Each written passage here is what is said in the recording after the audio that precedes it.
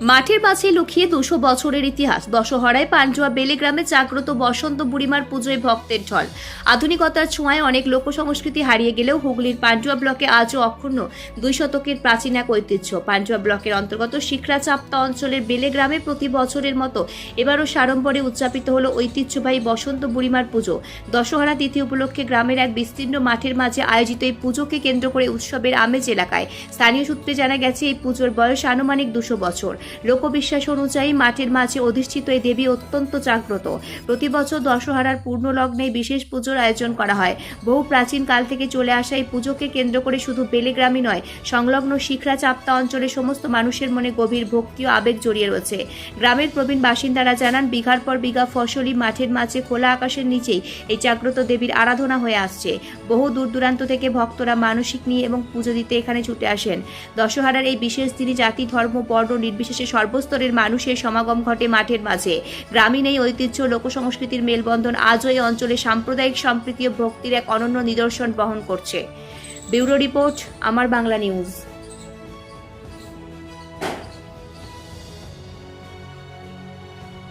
একটু জানবো আপনার কাছে। এই পুজোটা হচ্ছে, আমি যখন খুব ছোট ছিলাম তখন মেলা মানে সব পেতে বসানো হতো। তো এরকম বাঁধির দোকান আসতো না, দিনের বেলাতেই আসতো, দিনের বেলাতেই সন্ধ্যা হতো, চলে যেত। তারপরে আস্তে আস্তে আস্তে আস্তে গ্রামে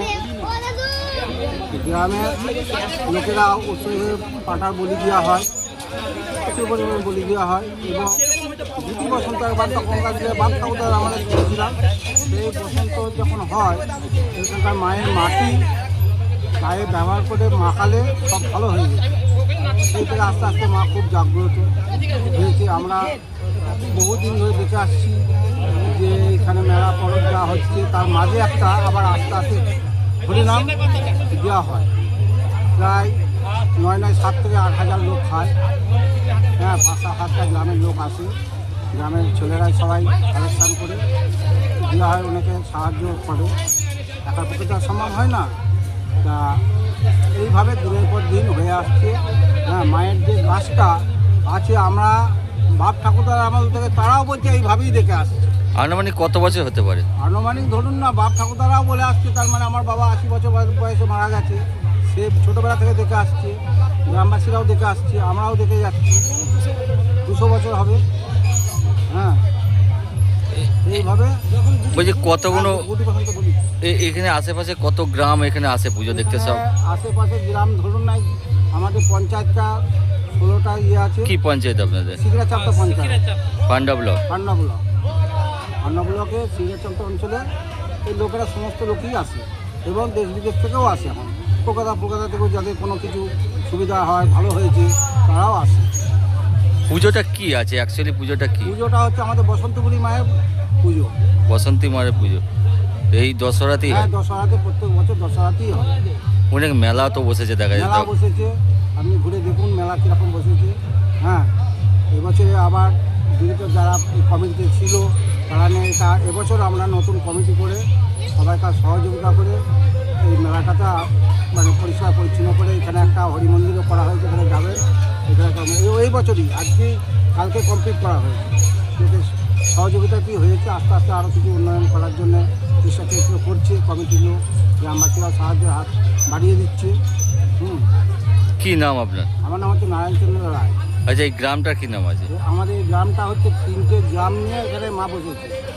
হ্যাঁ, মধ্যস্থলে কোনো গ্রামে বলতে কি এটা হচ্ছে গিয়ে মধ্যস্থ জায়গা। হ্যাঁ, যেটা এখন না ঝামেলায় মা নিজে চিন্তা ভাবনা করে এই জায়গায় আছে। দশহরা উপলক্ষে এখানে একটা পুজো হচ্ছে, পুজোটার ব্যাপারে একটু আপনাকে জানবো বিস্তারিত। আমাদের এটা দশহরা উপলক্ষে পুজোটা প্রতি বছরই হয় এবং এটা পুরুষানুক্রমে আমি আমার দাদু তার বাবার আমল থেকে শুনেছিলাম, যারা বলেছিলেন যে এইখানে আগে একটা এরকম কিচ্ছু ছিল না, পুকুরের পাড় একটা জায়গা ছিল।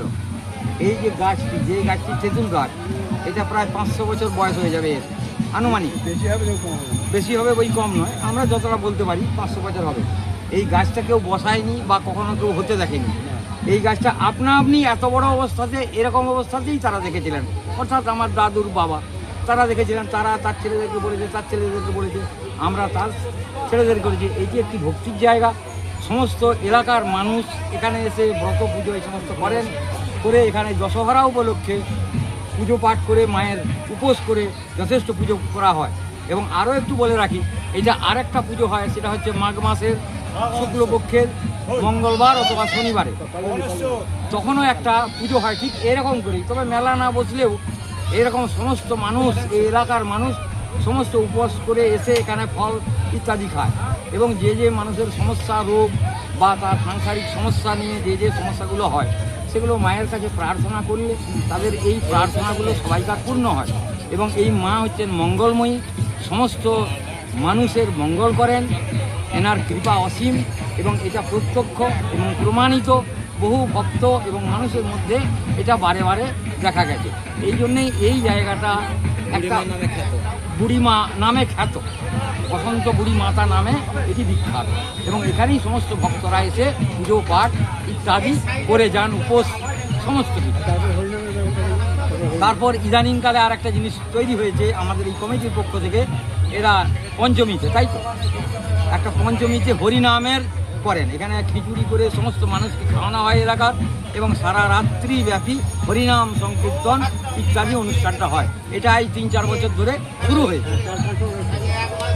এখানে দেখা গেল হাজার হাজার ভক্তদের ঢল, তাদের মধ্যে কেমন অনুভূতি বা দেখলেন আপনি? তাদের মধ্যে যথেষ্ট ভক্তি শ্রদ্ধা দেখা যায়। সমস্ত মানুষের কেউ মানসিক করে আসেন যে আমার এই কামনাগুলো পূর্ণ হলে মাকে আমি এই দিয়ে পুজো করব, এই কামনাগুলো মায়ের কাছে থেকে থাকে তারা। এবং তাদের সেই বাঞ্ছিত মনস্কামনা পূর্ণ হলে তারা আবার এসে এখানে মায়ের কাছে এসে তার নিয়ম অনুযায়ী দেয়। যেমন এই একটু আগে একজন ভক্ত এলেন, এসে আমাকে বললেন যে দেখুন আমি মায়ের কাছে মানত করেছি, বুক চিরে রক্ত দেবো, তো আমার রক্তটা আপনাকে বের করে নিতে হবে। আমি যখন বললাম দেখো মা, তুমি মায়ের কাছে প্রার্থনা করেছো, তবে বুকের রক্ত তুমি নিজেই বের করতে হবে, আমার কাছে এনে দেবে, আমি মায়ের কাছে উৎসর্গ করে দেবো, আমি কিন্তু তোমার রক্ত বের করতে পারবো না। বলতে তিনি যখন একটা বেল কাটা দিয়ে বুকটা ছিঁড়লেন, ছিঁড়ে সেখানে বেল পাতায় লাগিয়ে দিলেন, আমার কাছে এনে দিলেন, আমি সেটা উৎসর্গ করে মায়ের কাছে দিলাম। তার মনোবাঞ্ছার পূর্ণ হয়েছিল, তাই তিনি মায়ের কাছে রক্ত মানত করেছিলেন বুক ছিঁড়ে, এবং সেটা তিনি দিলেন।